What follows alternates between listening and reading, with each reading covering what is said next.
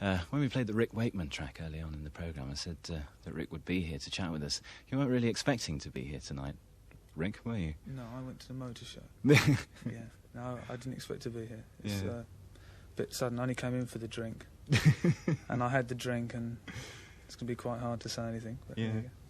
You were telling me just now that the first session that you did was with David. Yeah, the very first session I did was the original Space Oddity, which wasn't that one, that was a re-recording.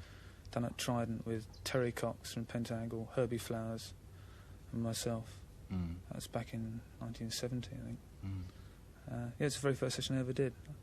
And I can't remember getting a cheque from it, which is what we were talking about, and it was quite strange. Tell us a little bit about your own album, Rick, because all I've heard from it so far is the track that we played early on in the programme. Yeah, that track isn't really... well, you can't really make any comparison between the tracks. That isn't... I can't think of a suitable... Representative? Well, yeah, it's not really... Yeah, thank you. It's not really representative of the album, because each track is totally different, because I got different feelings from each of the wives. The album was really conceived back in February, although I did start on it before that. I couldn't find anything to latch onto musically, because I can't sing at all. I can't write lyrics. I'm a dreadful lyricist, and I wanted desperately to try and make an album purely of music that people could listen to and get something from, good feelings from. And it's very, very hard to make an album of, say, 36 minutes of pure music. How did you go about each track, Rick? Did you presumably did a lot of research on the Yeah, it started when I wanted to try and find something to latch onto myself to write music for. And we were in America doing lots of flights every day, and used to pick up books at bookstores at the airport. And I picked up a book called The Private Life of Henry VIII. And the first chapter was a brief synopsis of the six wives' lives. And one of the tracks that I recorded back the previous December, but had never finished because I couldn't relate to it at all.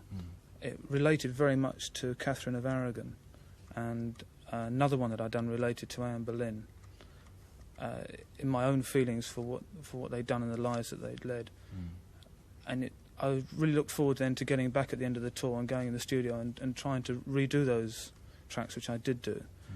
Then I picked on each wife separately, read as much as I could about them, got personal feelings from them, and then went and recorded a track for each of them. So each track really represents your personal feelings? Personal feelings, yeah. They're all done in different places, and they all sound totally different. It's a very strange album. You were talking early on about us not really taking too literally the sort of historical run of the album. It's not all sort of in the Baroque era, which it should theoretically be, and it doesn't all contain Baroque instruments. There's lots of in the not the strict sense of the word, there's a lot of sort of rock and roll on it, which is designed according to my feelings for each wife. The Jane Seymour track was done at St Giles Cripplegate Church, but when we'd recorded about 5 minutes of church organ, we took it back and destroyed it with various synthesizers, which is not meant to crucify the feeling of a church organ, but just to show the comparison between old and new.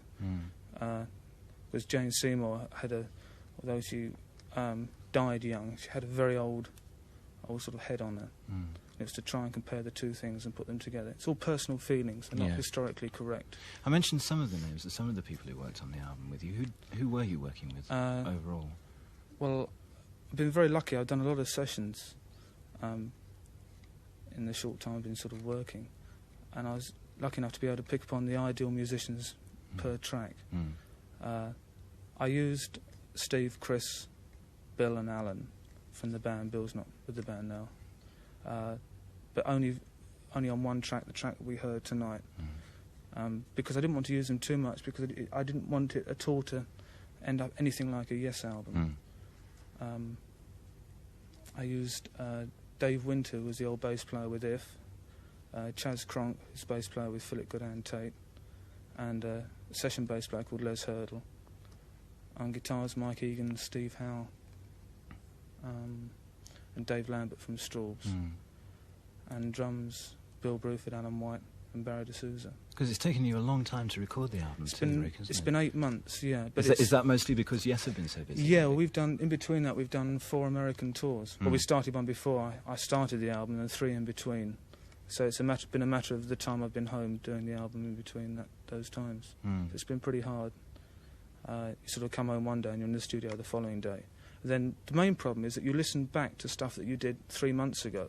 You think, yeah, well, that's not what I meant to do. You know, you think, well, that's pony, and you throw it away, and you start that track again. So you're automatically behind time. Mm. Just finally, before you go, Rick, what about future things now? I know that Yes are going back on tour again in about a week's time, aren't they? Yeah, we go back on Friday, back to New York, start another tour for 4 weeks. Then we come back, and we've got a 3-month break, but we're going to do a small English tour. Mm. Any idea of the venues yet? Yeah, we're doing the Rainbow. I must really get the dates wrong. It's in December. I think it's the 16th is one date. We're doing 2 dates there because we want to use proper side projection and back projection for that gig. Mm. Problem is doing a large English tour that we've got so much equipment we just can't cart it around. Yeah, right. Which makes a big problem. Mm. But we're going to do some dates here. Yeah, good old England. Right. That's the one. Thanks for coming and Thank you speaking very with us, much. Rick. We'll see you soon. Thanks a lot.